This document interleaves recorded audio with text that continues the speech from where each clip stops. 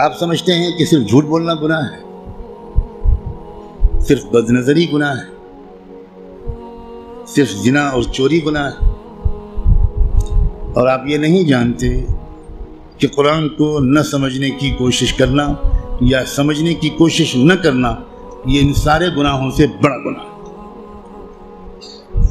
آپ انجینئر ہیں، بڑے خوش ہیں کہ میں انجینئر ہوں، آپ ڈاکٹر بن گئے، بڑے خوش ہیں کہ میں ڈاکٹر ہوں، آپ تاجر بن گئے اور آپ خوش ہیں کہ میں تاجر ہوں،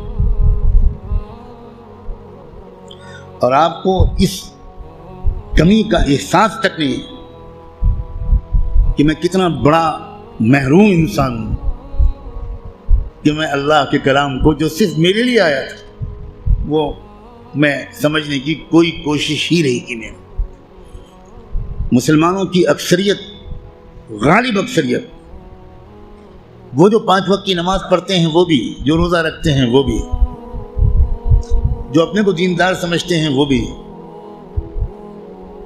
جو کچھ دینی کام بھی کرتے ہیں وہ بھی، اس بڑے گناہ میں تقریباً سب شریک ہیں کہ وہ قرآن مجید کو سمجھنے کی کوئی کوشش نہیں کرتے اور قرآن مجید کو نہ سمجھنے کو گناہ نہیں سمجھتے یا سمجھنے کی کوشش نہ کرنے کو گناہ نہیں سمجھتے۔ تو آپ قرآن مجید کو سمجھنے کی کوشش فرض عین سمجھیں اور قرآن کو اب تک سمجھنے کی کوشش نہ کرنا یہ کبیرہ گناہوں سے بڑا گناہ سمجھیں۔ اور رمضان کا مہینہ جو گناہوں سے توبہ کرنے اور معافی مانگنے کا مہینہ ہے، اس میں سب سے زیادہ اس گناہ سے توبہ کریں۔ اللہ کے ہاں آپ کی بخشش اس سے کہہ کر نہیں ہوگی کہ اللہ حضرت میں تعلیم کے حلقے میں بیٹھتا تھا اور اس میں منتخب احادیث پڑھی جاتی تھی، اس میں فضائل نماز پڑھی جاتی تھی۔ یہ منتخب احادیث اور فضائل نماز اس لیے پڑھی جاتی ہے تاکہ قرآن پڑھنے کا، سمجھنے کا شوق پیدا ہو۔ اور اگر کوئی کتاب قرآن مجید کے سمجھنے کی کوشش کے راستے میں ایک رکاوٹ بنتی ہے تو میں کہنے کی ہمت بھی نہیں کرتا، ضرورت بھی نہیں سمجھتا کہ وہ کتاب یا اس کتاب کو یہ درجہ دینے والا اللہ کے ہاں کدھر کھڑا کیا جائے گا۔ رسول اللہ یہ شکایت کریں گے قیامت کے دن، یہ سن لیجیے، یہ قرآن میں آیا ہے، اور شکایت کیا کریں گے؟ یہ نہیں کہیں گے کہ ان کی ٹوپی 4 کونوں کی نہیں ہوتی تھی، یہ شکایت نہیں کریں گے رسول اللہ مسلمانوں کی ان کی داڑھی چھوٹی تھی۔ رسول اللہ شکایت کیا کریں گے کہ اللہ یہ ہے میری قوم جس نے قرآن کو چھوڑ دیا تھا۔ آپ جس کی شفاعت کی دعائیں کر رہے ہیں وہی آپ کے خلاف اللہ کی عدالت میں مقدمہ دائر کرے گا۔ ہماری عورتیں 100% تقریباً قرآن مجید کو ٹھیک سے شاید پڑھ بھی نہیں پاتی، سمجھنا تو بہت دور کی بات ہے۔ ہم نے کبھی فکر ہی نہیں کی کیا ہو گیا، مجھے کچھ سمجھ میں نہیں آتا۔ قرآن صرف تلاوت کے لیے نہیں آیا ہے۔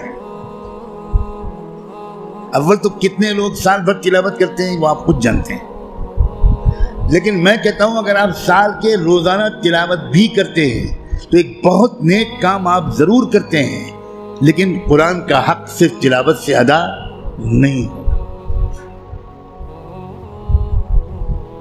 آپ کے دوست کا خط آپ کے پاس آئے، آپ کی ماں اپنا خط لکھے، آپ دور کہیں رہتے اور ماں آپ کو خط بھیجے،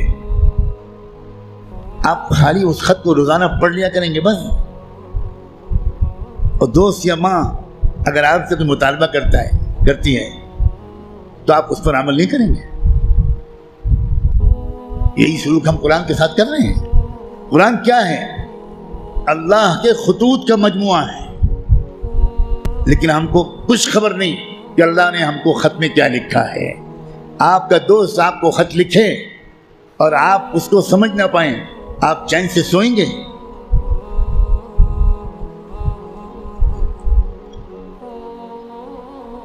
کسی کمپنی کا اشتہار آپ نے دیکھا، آپ نے اس کو اپنی درخواست بھیجی، وہاں سے جواب آیا، جواب ایسی زبان میں ہے جو آپ نہیں جانتے، آپ اس دن کھانا کھائیں گے اس خط کا مضمون سمجھنے سے پہلے؟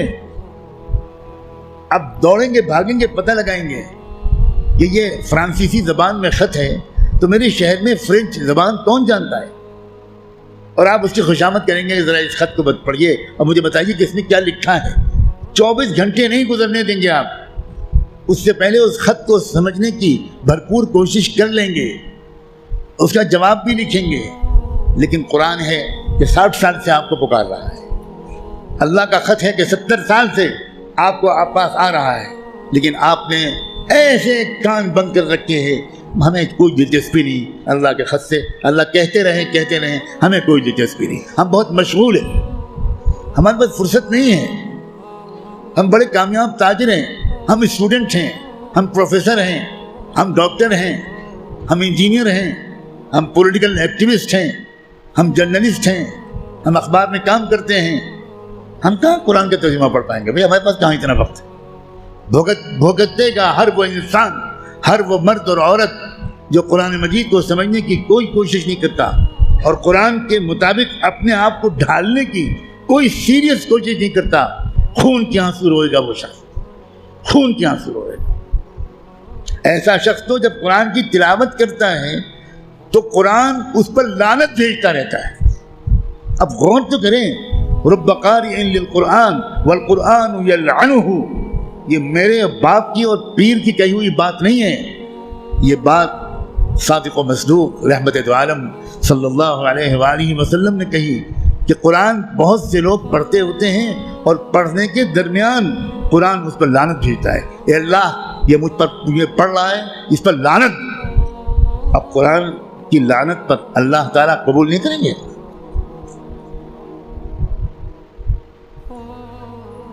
جو توہین قرآن کی ہم نے کی ہے، جو بے عزتی قرآن کی ہم نے کی ہے، اس کے حساب سے ابھی مسلمانوں کی اتنی پٹائی نہیں ہوئی جتنی ہونی چاہیے۔ آپ اتنی پٹائی پر پریشان ہیں، ابھی تو شروع ہوئی ہے پٹائی، پھر دیکھیے گا آئندہ کیا ہوگا۔